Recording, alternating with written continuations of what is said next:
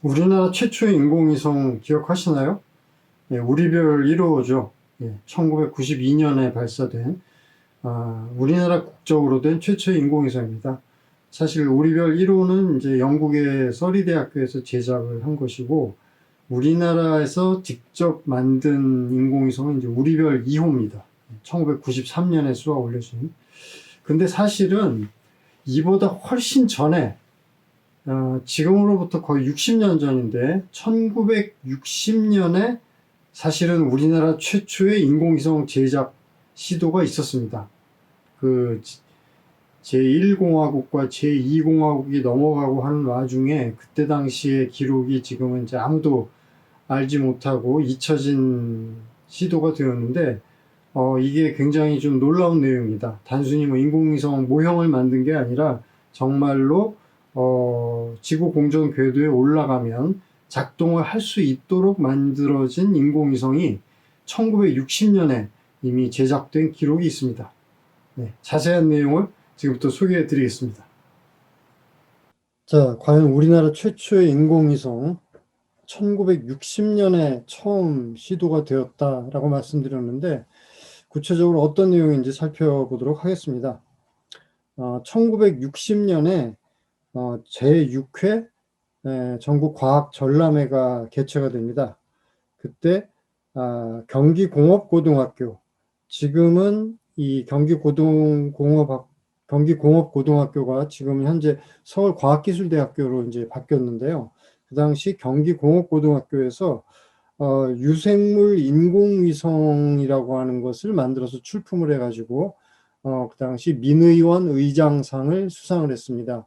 민의원이라고 하는 거는 이제 지금은 우리나라는 이제 국회의원 그냥 그 단일 제도로 있지만, 그때는 마치 미국의 상원 의원, 하원 의원처럼 그 당시 우리나라는 민의원과 참의원이 있었거든요. 네, 그때 이제 민의원 의장상을 받은 건데, 이 제6회 과학 전람회 1960년에 개최되었던 이때 주요 수상작들 및 출품작들에 대한 자세한 소개가 1961년도 1월 달에 출간된 과학과 생활이라고 하는 잡지에 자세하게 소개가 됐어요. 거기에 이 인공위성 제작 시도가 살펴볼 수 있는 자료가 나옵니다. 지금 보시는 건 이제 우리나라 최초의 인공위성, 국적 인공위성으로 성공적으로 발사되고 궤도에 올라간 우리별 1호를 기념하는 우표의 모습이고요. 그 전에 1960년에 바로 여기 보시는 것처럼 유생물 인공위성의 제작과 설명 이래가지고 아주 흐릿한 흑백 사진이지만 그 당시 만들어진 인공위성의 모습이 보입니다.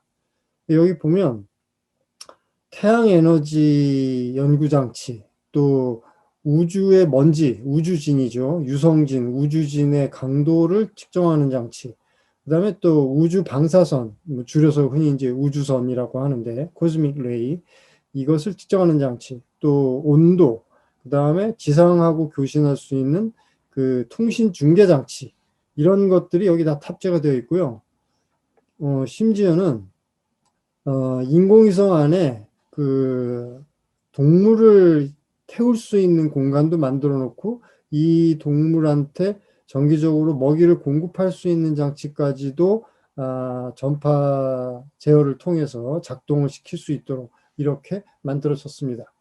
그리고 이제 전원부, 그 다음에 중요한 것은 우주 환경은 지상하고는 많이 달라가지고 온도가 굉장히 극단적으로 높거나 또는 이제 태양 방사선에 태양광에 직접적으로 노출이 될 경우에도 굉장히 또 올라가기도 하거든요. 그 다음에 이제 우주 방사선이 아주 강력하기 때문에 이것들 때문에 인공위성에 탑재되어 있는 장치들이 이제 좀 고장이 나거나 할 수가 있는데, 그런 차폐막도 해야 되고 또 뭐 여러 가지 온도, 습도 이런 것들이 하여튼 지상 환경하고는 많이 다르기 때문에 인공위성에 탑재시키는 여러 가지 기계 장치들에 대해서는 특별한 대책들이 필요한데요.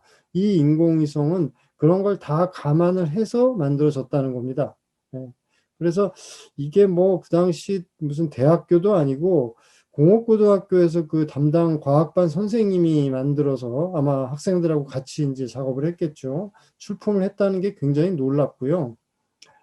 이 인공위성은 어느 정도 속도로 어떻게 쏘아 올려졌을 때 어느 정도 공전 궤도에 올라가면 어느 정도의 수명도 기대할 수 있다. 이런 것까지 다 계산을 해가지고 여기에 다 소개가 되어 있습니다. 그래서 가장 인상적인 게 여기 보시면 이 장승호라고 하는 교사분이 지도를 해가지고 이런 모습의 인공위성을 만들어서 출품을 한 겁니다.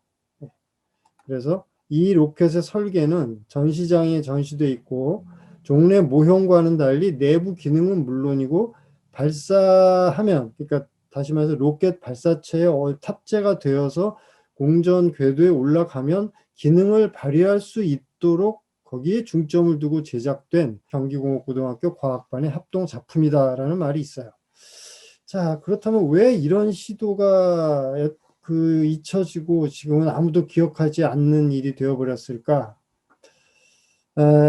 처음에도 말씀을 드렸지만 1960년에 이제 이승만 대통령이 있을 당시에 과학 전람회가 있었고, 그러다가 4.19 혁명이 일어나면서 이제 이승만 대통령이 하야를 하고 장면 내각이 중심이 된 제2공화국이 세워지게 되죠. 그래서 이 잡지가 나온 것은 그 제2공화국 시절입니다. 그러니까 그 전해에 과학 전람회에 출품되었던 여러 가지 작품들을 소개한. 그런데 아시다시피 이제 1961년 5월 달에 또 박정희가 이제 군사 쿠데타를 일으켜서 정권이 또 바뀌게 되죠. 그러면서 이제 또 제3공화국이 되고. 그런데 박정희 정권이 들어서고 나서는 그 당시에 국산 로켓 개발도 진행이 되고 있었는데 이런 모든 우주 개발과 관련된 움직임들이 갑자기 다 실종 상태라고 해야 될까요? 아니면 하여튼 뭐 좀 이렇게 좀 갑자기 자취를 찾을 수가 없게 되는 그런 일이 발생을 합니다. 지금 이제 돌이켜서 그때 당시에 이 우주 개발 관련 자료들을 찾아보면. 그래서 이 인공위성을 만들어 출품한 경기공업고등학교의 장승모 선생도 그 나중에 또 그 다른 잡지의 기록을 찾아보면 미국 과학 시찰단에 이제 이름이 들어가 있는 걸로 시찰 예정인 시찰단의 명단이 들어가 있는 것도 볼 수가 있는데 실제로 갔다는 기록은 또 찾아볼 수가 없어요. 그리고 그 뒤로는 경기공업고등학교의 이 장승호 교사가 실제로 재직했을 때 기록도 사실은 제가 좀 찾아보려고 했습니다만 아직까지 확인을 못했고요.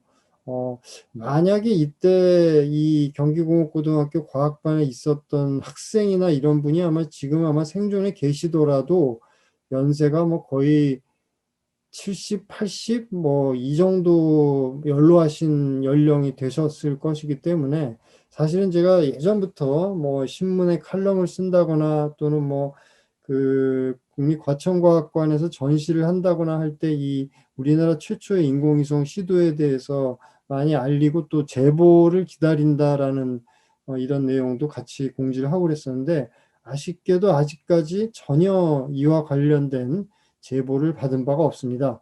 장승호 선생님과 또 그 당시 경기공업고등학교에서 같이 과학반 활동을 하는 학생이었던 분, 뭐 이런 분들 또는 이제 그분들의 후손 되시는 분들이라도 좀 기억하시는 분이 있으면 좀 제보를 해주시면 감사하겠습니다.